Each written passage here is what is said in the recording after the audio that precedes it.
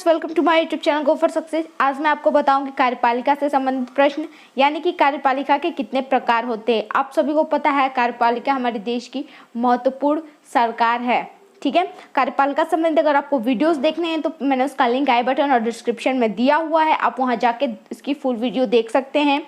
आज मैं आपको बताऊंगी कार्यपालिका के प्रकार, यानी कि कार्यपालिका के कितने प्रकार होते हैं विश्व में। तो चलिए वीडियो स्टार्ट करते हैं। तो सबसे पहले हम देखते हैं कार्यपालिका के कितने प्रकार हैं। तो कार्यपालिका के यहाँ पे 3 प्रकार होते हैं, यानी कि कार्यपालिका के 3 प्रकार होते हैं। पहला है अध्यक्षात्मक व्यवस्था, दूसरा है संसदीय व्यवस्था और तीसरा है अर्ध अध्यक्षात्मक व्यवस्था। इस प्रकार की कार्यपालिका होती है और एक एक करके इन तीनों को। तो सबसे पहले हम देखेंगे अध्यक्षात्मक व्यवस्था। ठीक है, अध्यक्षात्मक व्यवस्था। ठीक है, तो सबसे पहला इस व्यवस्था का सबसे पहला पॉइंट क्या है कि इस व्यवस्था में राष्ट्रपति देश व सरकार दोनों का प्रधान होता है, यानी कि अध्यक्षात्मक शासन प्रणाली में देश का सरकार कौन होता है? राष्ट्रपति होता है। इस व्यवस्था में राष्ट्रपति देश व सरकार दोनों का प्रधान होता है, यानी कि यहाँ प्रधानमंत्री प्रधान नहीं होता, बल्कि इस देश का राष्ट्रपति ही सबसे प्रधान होता है।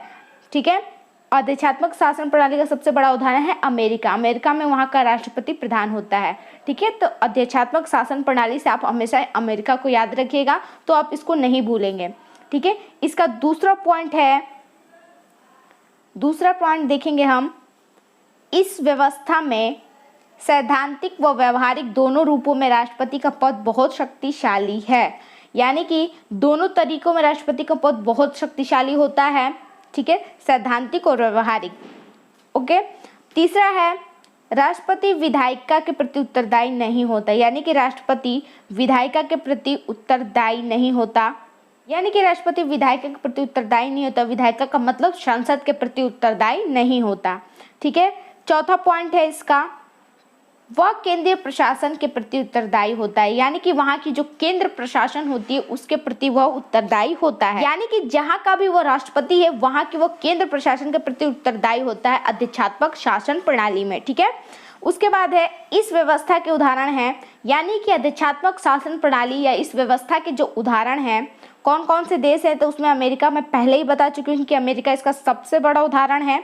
दूसरा है ब्राज़ील, लैटिन अमेरिका के अनेक देश, यानी कि यहाँ पे अध्यक्षात्मक शासन प्रणाली अपनाई गई है। इसका मतलब होता है कि यहाँ पे राष्ट्रपति ही देश व सरकार का प्रधान होता है। ठीक है, आगे हम देखेंगे अब दूसरा है संसदीय व्यवस्था। संसदीय व्यवस्था या इसको संसदीय शासन प्रणाली भी कहते हैं। ठीक है, तो आप याद रखिएगा कि हमारे भारत में संसदीय शासन व्यवस्था है, यानी कि संसदीय शासन प्रणाली है। इसके अंतर्गत क्या आता है? तो सबसे पहला है इस व्यवस्था में देश का प्रधान राजा या राष्ट्रपति होता है। ठीक है, देश का प्रधान तो राष्ट्रपति या राजा ही होगा, यानी कि राजा भी हो सकता है, राष्ट्रपति भी हो सकता है। ठीक है, परंतु उसकी शक्तियां नाम मात्र की होती हैं, यानी कि यहाँ पे राष्ट्रपति होता है वो देश का सबसे, यानी कि देश का प्रथम व्यक्ति वही होता है, लेकिन वह नाम मात्र का राजा होता है, उसके पास शक्तियां नहीं होती, बल्कि वास्तविक शासन कोई और करता है। यह हमारे भारत का उदाहरण है। ठीक है, दूसरा देखेंगे इसके अंतर्गत क्या है, कार्यपालिका की वास्तविक शक्ति मंत्रिमंडल के पास होती है, यानी कि कार्यपालिका की वास्तविक शक्ति मंत्रिमंडल के पास होती है, जिसका प्रधान प्रधानमंत्री होता है। कार्यपालिका का प्रधान कौन है? प्रधानमंत्री। हमारे भारत में मुख्य कौन आता है? प्रधानमंत्री ही देश का सर्वा होता है। ठीक है, संसदीय शासन प्रणाली में यानी कि राष्ट्रपति होगा या राजा होगा, वो सिर्फ नाम मात्र का ही होगा कि वो देश का सबसे बड़ा हेड है, लेकिन उसका सारा कार्य या जो भी इम्पोर्टेंट कार्य होता है वो प्रधानमंत्री ही करता है। ठीक है, बाद है ब्रिटेन की महारानी और भारत के राष्ट्रपति इसके उदाहरण हैं, यानी कि जो ब्रिटेन की जो महारानी है वो भी वहाँ की प्रथम महिला है, यानी कि उस देश की प्रथम महिला है, लेकिन वो सारे महत्वपूर्ण कार्य वो नहीं करती, वहाँ का प्रधानमंत्री करता है। ठीक उसी प्रकार भारत का राष्ट्रपति है जो कि नाम मात्र का प्रधान है, जबकि सारे कार्य हमारे प्रधानमंत्री करते हैं। संसदीय शासन प्रणाली है, आपको समझ में आया होगा।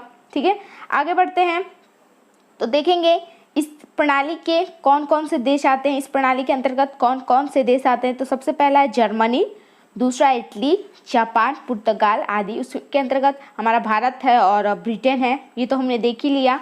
ठीक है। अध्यक्षात्मक शासन प्रणाली और संसदीय शासन प्रणाली हमने देखी, कार्यपालिका के 2 रूप हमने देख लिए। अब कार्यपालिका का तीसरा और आखिरी रूप देखेंगे हम, क्या है? तो सबसे आखिरी है अर्ध अध्यक्षात्मक व्यवस्था। अर्ध अध्यक्षात्मक व्यवस्था यह क्या होता है? पहला, इसमें इस व्यवस्था में राष्ट्रपति व प्रधानमंत्री दोनों होते हैं, यानी कि इस व्यवस्था में राष्ट्रपति और प्रधानमंत्री दोनों होते हैं, वो तो दोनों ही व्यवस्थाओं में है, ठीक है। संसदीय व्यवस्था के समान इसमें राष्ट्रपति नाम मात्र का प्रधान नहीं होता, यानी कि संसदीय व्यवस्था में राष्ट्रपति नाम मात्र का प्रधान होता है, लेकिन इसमें नहीं होता।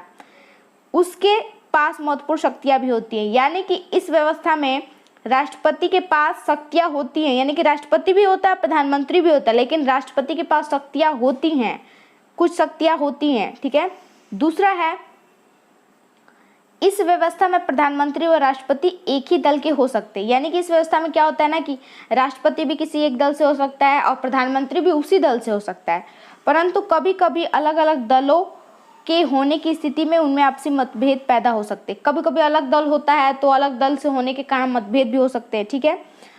तो अगर आपको ये समझ आया होगा इसमें क्या कहा गया है कि इस व्यवस्था में राष्ट्रपति प्रधानमंत्री दोनों होते हैं, लेकिन दोनों के पास ही कुछ शक्तियां होती हैं, यानी कि एक प्रधान नाम मात्र का नहीं होता, दोनों के पास शक्तियां होती। इसी को अर्ध अध्यक्षात्मक शासन प्रणाली कहते हैं या व्यवस्था कहते हैं। यह कार्यपालिका का तीसरा रूप है, ठीक है। और हमने देख ही लिया। और इस देश की क्या क्या उदाहरण है, तो यह फ्रांस है, रूस है और श्रीलंका है। यहाँ पे इस प्रकार की शासन प्रणाली अपनाई गई है। तो आपने कार्यपालिका के तीनों रूप को देख लिया और समझ लिया, और कार्यपालिका से संबंधित वीडियो जरूर देखिएगा जिसका लिंक मैंने आई बटन पे दिया हुआ है। अगर आपको ये वीडियो अच्छा लगे तो प्लीज़ इस वीडियो को लाइक जरूर कीजिएगा, साथ साथ मेरे चैनल को सब्सक्राइब और बेल आइकन जरूर प्रेस कीजिएगा, जिससे आपको मेरी वीडियो की नोटिफिकेशन मिलती रहे। Thanks for watching.